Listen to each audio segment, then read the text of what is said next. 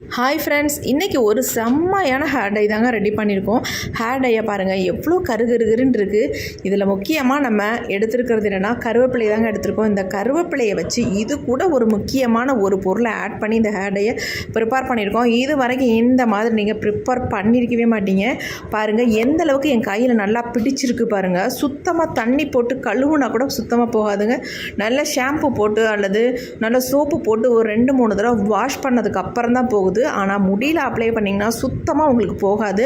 Next wash பண்ணால் கூட போகாதுங்க. அந்தளவுக்கு நல்லாவே பிடிச்சிரும்.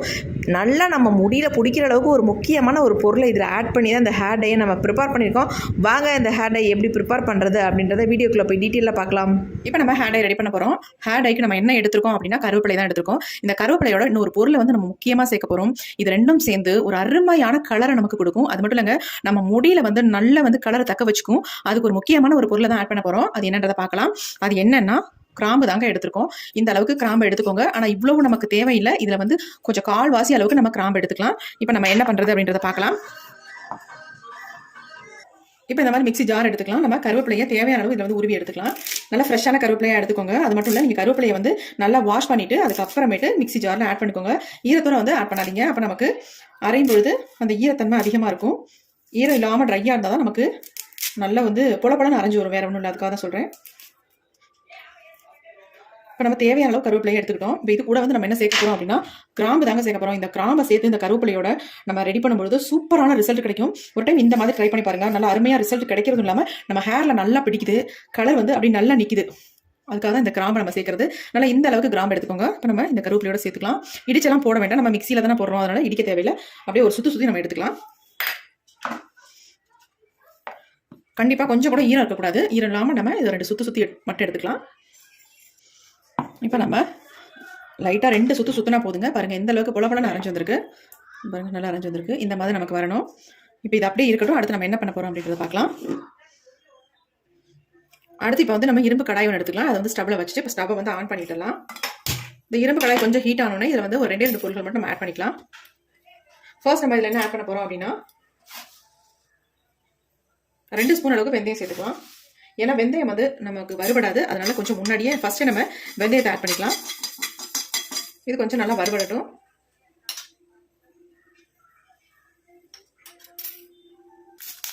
இந்த பாருங்க ஓரளவுக்கு வறுபட்டு வருது, கொஞ்சம் வெடிக்க ஆரம்பிச்சிச்சு பாருங்க.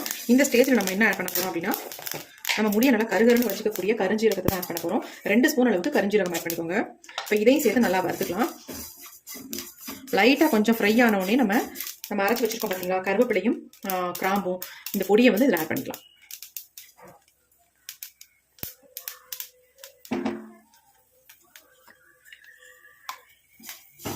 இப்போ இது எல்லாத்தையும் சேர்த்து நல்லா வறுத்து எடுத்துக்கலாம். இப்போ பாருங்க நல்லா வறுபட்டு வருது, புகைய ஆரம்பிச்சிருச்சு. கொஞ்சம் லோ ஃப்ளேம்லேயும் நம்ம வச்சுக்கலாம்.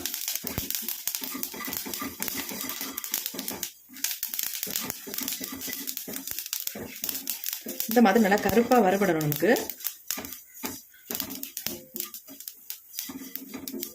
எனக்கு கொஞ்சம் அதிகமாக பொடி தேவைப்படுறதுனால நான் வந்து கொஞ்சம் அதிகமாகவே எல்லாம் எடுத்துருக்கேன். உங்களுக்கு எவ்வளவு தேவையோ அந்த அளவுக்கு நீங்கள் வந்து எடுத்துக்கோங்க.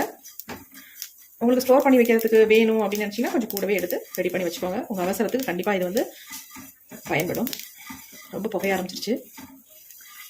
இரும்பு கடாயை எடுத்து வறுத்துக்கிட்டிங்கன்னா ஈஸியாக சீக்கிரம் வறுபட்டுரும். அதனால தான் இரும்பு கடாய் எடுக்க சொல்கிறது. அப்படி இல்லைன்னா நார்மல் ஒரு கடாயை எடுத்து யூஸ் பண்ணிக்கோங்க நீங்கள். இப்போ பாருங்கள் நல்லா வறுபட்டுருச்சு.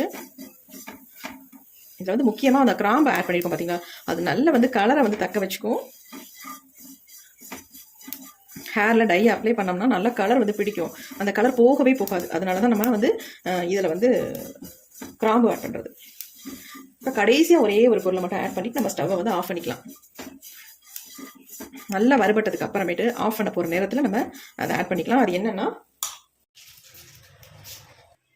காஃபி பவுடர் தான் ஆட் பண்ண போகிறோம். ஒரு 2 ரூபாய் பாக்கெட், ஒரு பாக்கெட் நான் இதில் ஆட் பண்ணிக்கிறேன். கடைசியாக தான் இதை நீங்கள் ஆட் பண்ணணும். ஏன்னா பார்த்தீங்களா ஒரு மாதிரி பிசு பிசுன்னு ஆயிடுச்சு பாருங்கள். அதனால தான் நான் சொன்னேன் கடைசியாக ஆட் பண்ணிக்கோங்க அப்படின்னு. ஏன்னா வறுக்க முடியாது. கண்டிப்பாக நம்ம காஃபி பவுடர் போடும்போது இந்த மாதிரி பிசு பிசுன்னு ஆகிடும். அதனால கடைசியாக போட்டுட்டு தான் நீங்கள் ஸ்டவ்வை சுவிட்ச் ஆஃப் பண்ணணும். இப்போ பாருங்கள் ஓரளவுக்கு நம்ம வறுபட்டோடனே அந்த பிசு பிசுப்பு தன்மை போயிடும். இப்போ பாருங்கள் கரெக்டாக வந்துருச்சு.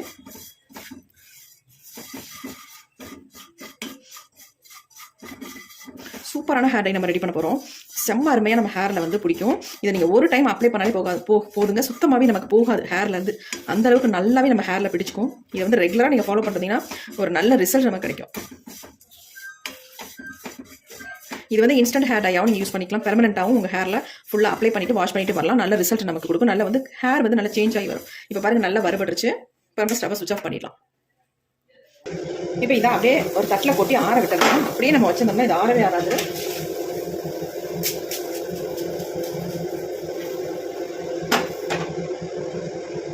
பாருங்கள் தட்டில் கொட்டியாச்சு. ஒரு 5 மினிட்ஸ் விட்டிங்கன்னா அப்படியே ஆறிடும். அதுக்கப்புறமேட்டு எடுத்து யூஸ் பண்ணிக்கலாம். நம்ம அடுத்து என்ன பண்ண போகிறோம் அப்படின்னா மிக்ஸி ஜார் எடுத்துக்கலாம். அதில் வந்து வறுத்து வச்சுருக்க இந்த பொருள்களை ஆட் பண்ணிக்கலாம். இப்போ இதை வந்து நல்லா நைஸாக அரைச்சி எடுக்க போகிறோம். நல்லா பவுடர் மாதிரி அரைச்சி எடுத்துக்கணும். எல்லாம் நல்லா வரப்பட்டுருக்கிறதுனால டக்குன்னு அரைஞ்சிரும், ஒன்றும் இல்லை. இப்போ நம்ம அரைச்சி எடுத்துட்டு வந்துடலாம். இப்போ நம்ம அரைச்சி எடுத்தாச்சு. பார்க்கலாம் எப்படி இருக்குது அப்படின்னு.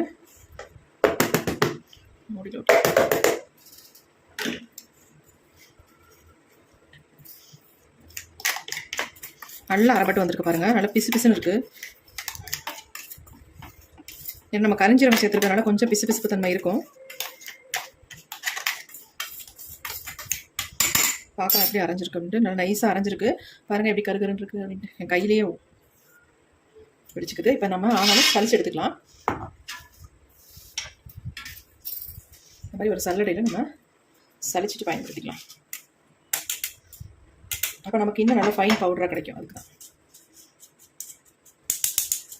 நல்லா அரைஞ்சிருச்சு. இருந்தாலும் கூட நம்ம சளிச்சுக்கிட்டோம்னா 1-2 இருக்கும் இல்லைங்களா, அதனால அதை வந்து அப்ளை பண்ணும்பொழுது ஒரு மாதிரி நிறன்னு இருக்கும். அதனால நம்ம இந்த மாதிரி சளிச்சுக்கிட்டோம்னா நல்லா ஃபைன் பவுடராக நமக்கு கிடைக்கும்.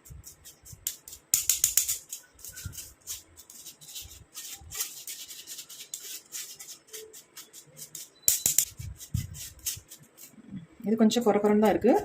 இது கூட அப்படியே நம்ம ஒரு தடவை மிக்சியில் போட்டு அரைச்சிட்டு அப்புறம் நம்ம சளிச்சிக்கலாம். லைட்டாக ஒரு ஓட்டு ஓட்டினீங்கனாலே போதும். வேண்டாம் இதை கூட நம்ம வச்சிடலாம். இது அப்படி இருக்கட்டும். நம்ம இதை மட்டும் யூஸ் பண்ணிக்கலாம். பாருங்க எப்படி இருக்குப்பா, பயங்கர சாஃப்டாக இருக்குது. கையில் தொடுறதுக்கே அப்படி இருக்குங்க. அவ்வளோ அருமையாக இருக்குது. நல்லா சாஃப்டாக இருக்குது.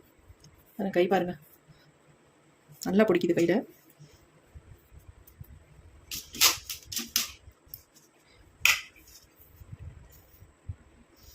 ஒரு சின்ன கிண்ணம் ஒன்று எடுத்துக்கலாம். இந்த மாதிரி எடுத்துக்கோங்க. இப்போ இதில் தான் நம்ம ஹேர் டையை ரெடி பண்ண போகிறோம். நமக்கு தேவையான அளவு எடுத்துக்கலாம். நம்ம முடிக்கு தகுந்தது மாதிரி. நிறைய நடைமுடிகள் இருக்குது அப்படின்னா அதுக்கு தகுந்த மாதிரி எடுத்துக்கோங்க.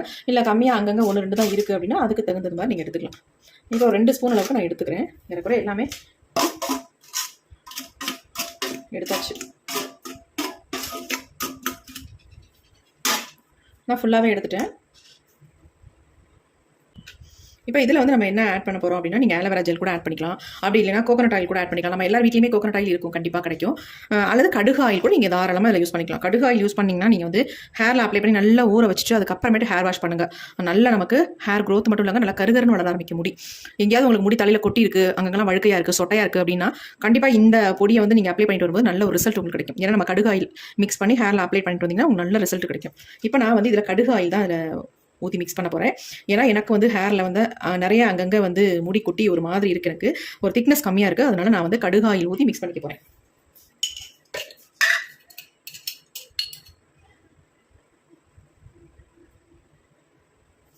பாருங்கள் நல்லா 1 ஸ்பூன் அளவுக்கு எடுத்துக்கிட்டேன். வேறு எதுவுமே நீங்கள் ஆட் பண்ண வேண்டாம். வெறும் கடுகு ஆயில் மட்டுமே போதும் நமக்கு. ஆயில் கூட எனக்கு தீந்துருச்சு. பேக்கெட்டில் இருக்குது, எடுத்து பாட்டிலில் ஊற்றணும். இப்போ இதை வந்து நல்லா மிக்ஸ் பண்ணிக்கலாம்.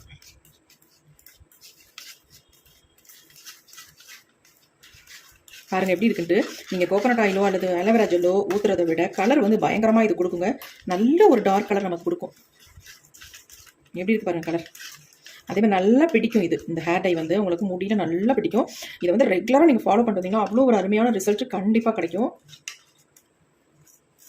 இது ஒன்று போதுங்க நம்ம முடியில் அப்ளை பண்ணுறதுக்கு. வேறு எந்த இதுவுமே நமக்கு தேவையில்லை. இதனால் எந்த விதமான சைட் எஃபெக்ட்டும் நமக்கு வராது. அருமையாக நம்ம ஹேரில் அப்ளை பண்ணிட்டு போயிட்டே இருக்கலாம். பாருங்கள் எப்படி இருக்குன்னு.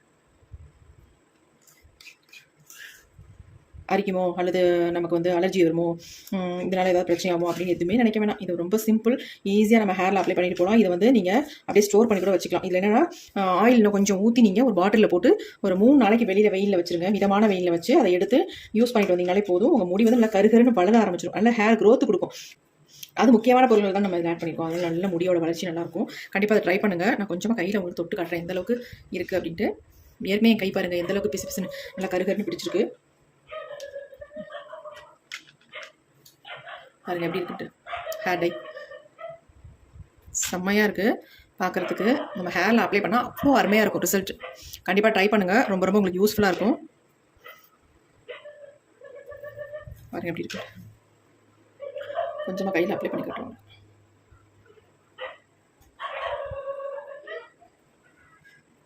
எப்படி இருக்கு பாருங்கள். அப்ளை பண்ணுறதுக்கு அவ்வளோ ஸ்மூத்தாக இருக்குது நமக்கு. எல்லா முடிக்கும் நல்லா அப்ளை பண்ணி விட்டுருங்க. அப்ளை பண்ணிவிட்டு நீங்கள் ஒரு 2 ஹார்ஸ் கூட அப்படியே விட்டுட்டு அதுக்கப்புறமேட்டு ஒரு மைல்டு ஷாம்பு போட்டு வாஷ் பண்ணிக்கோங்க, அல்லது சிகக்காய் யூஸ் பண்ணிக்கோங்க. அது எப்படி இருக்குன்னு சூப்பராக இருக்குது. கண்டிப்பாக ட்ரை பண்ணுங்கள். ஒரு அருமையான ரிசல்ட் நமக்கு கொடுக்கும். அது இல்லாமல் இது இன்ஸ்டன்ட் ஹேர் டையாகவும் நீங்கள் யூஸ் பண்ணிக்கலாம். எங்கேயும் வெளியில் கிளம்புற நேரம் கண்டிப்பாக இந்த ஹேர் டையை நீங்கள் அப்ளை பண்ணிவிட்டு அப்படியே வெளில போய்க்கலாம். நல்லா தலையை சீவிக்கிட்டு சுத்தமாக ஒன்றுமே தெரியாது உங்களுக்கு. டை அப்ளை பண்ண மாதிரியே தெரியாது. நார்மலாக ஆயில் வச்சிருக்க மாதிரியே தான் இருக்கும். அப்படின்னு ட்ரை பண்ணலாம். நீங்கள் பெர்மனெண்ட்டாக உங்கள் ஹேர் நல்லா பிளாக்காக மாறணும், நல்லா வளரணும்னு நினச்சிங்கன்னா இதை வந்து ரெகுலராக நீங்கள் பயன்படுத்திடுவாங்க. வாரத்துக்கு 3 தடவை இதை வந்து யூஸ் பண்ணிட்டு வாங்க. நல்ல ரிசல்ட் பிடிக்கும். ஃபுல்லாக வந்து உங்களுக்கு வெள்ளை முடியாக இருக்குது அப்படின்னா கண்டிப்பாக இதை வந்து ஆயிலில் மிக்ஸ் பண்ணி உங்கள் ஹேரில் நல்லா அப்ளை பண்ணிடுங்க. உங்கள் முடியெல்லாம் எல்லாமே நல்லா கருமையாக மாறிடும். அந்த அளவுக்கு சூப்பராக ரிசல்ட் கொடுக்கும். கண்டிப்பாக ட்ரை பண்ணுங்கள். இப்போ வாங்க இந்த ஹேர் டையை என்னுடைய ஹேரில் உங்களுக்கு நான் அப்ளை பண்ணி காட்டுறேன். ஹேர் டை என்னுடைய ஹேரில் எப்படி அப்ளை பண்ணியிருக்கேன் பாருங்கள். அப்ளை பண்ண உடனே என் முடி எந்த அளவுக்கு நல்லா கருகருன்னு இருக்குது பாருங்கள். சுத்தமாகவே தெரியாதுங்க. இப்படி நம்ம நல்ல ஒரு கோம்பு போட்டு தலையை வாரிட்டு போனோம்னா நம்ம வந்து ஹேர் டை அப்ளை பண்ணியிருக்கோன்னே தெரியாது. அந்தளவுக்கு நல்லா பாருங்கள் முடி சேஞ்ச் ஆகிருக்கு, நல்லா கருகருன்னு இருக்குது. அப்படி இல்லை உங்களுக்கு 2 ஹார்ஸ் நல்லா அப்படியே விட்டுட்டு ஊற விட்டுட்டு அதுக்கப்புறமேட்டு ஒரு மைல்டு ஷாம்பு போட்டு ஹேரை வந்து நல்லா வாஷ் பண்ணிடுங்க. சூப்பரான ரிசல்ட்